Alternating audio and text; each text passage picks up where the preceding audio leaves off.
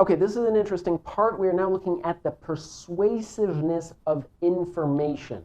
Very important exam focus. Was we have different qualities of what is actually persuasive as information.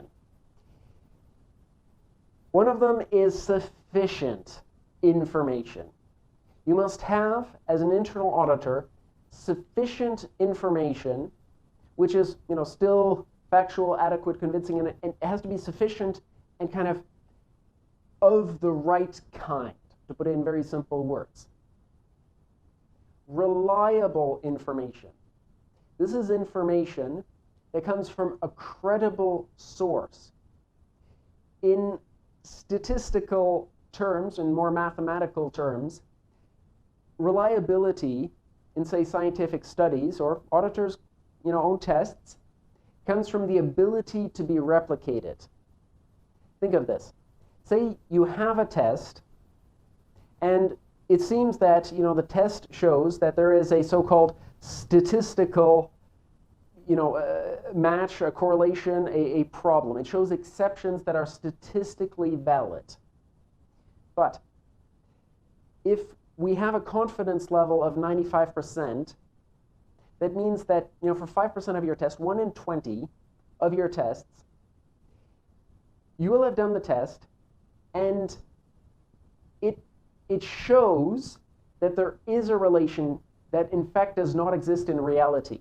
In other words, 1 in 20 of your tests at a 95% confidence level will be wrong. Okay? Reliable information means you can replicate it. In fact, that means that, say, a test where you get a certain value, you'd be able to do that test again and get roughly the same value, and that would show you that your population, your sample from your population was properly chosen. Relevant and useful information. The information supports your observations and is consistent with the objectives. Think about this.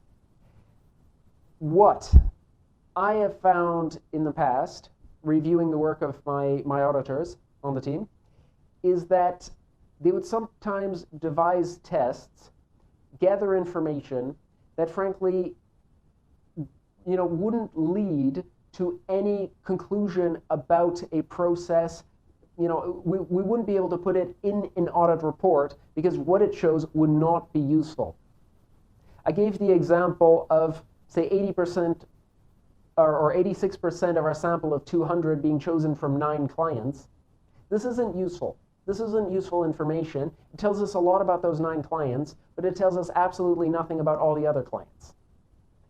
So it's not relevant.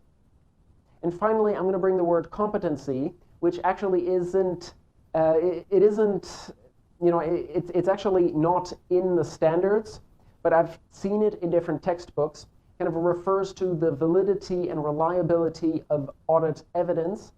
It could potentially fall in a question, so I just want you to be kind of aware of the idea of competency, even if it doesn't fall in the standards.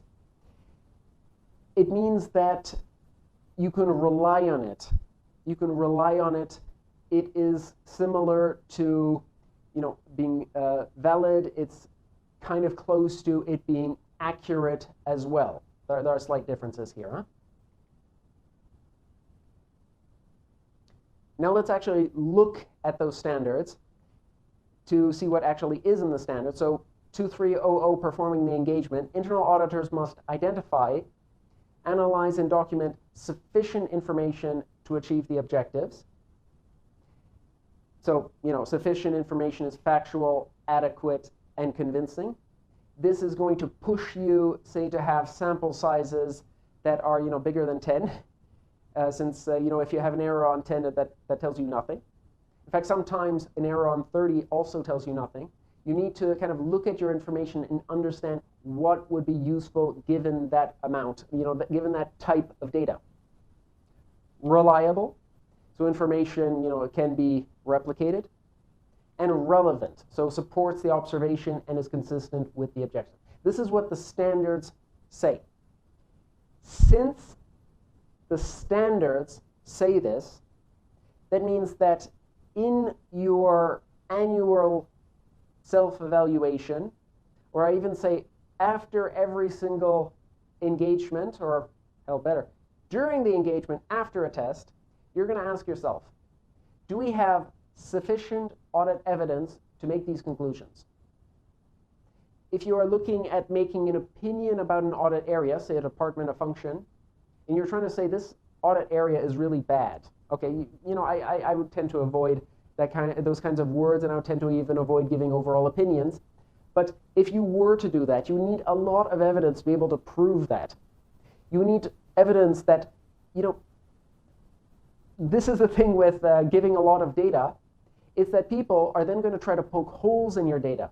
They're going to try to find why you are wrong in the data that you chose. I would usually provide, in kind of a confirmation meeting, tables of the exceptions that we found. And I'm going to get them checked. I'm going to get them checked by the audit client. And previously I worked in a company where I'd also get them checked by kind of a quality control department. Business management team, they called it. Get it checked by the business management team to have their validation as well. And relevant, of course, that if your information isn't good to actually making a conclusion, then it's going to be useless. Like our selection of 9 clients, which is supposed to represent, a whole population of many thousands of clients. That would be useless.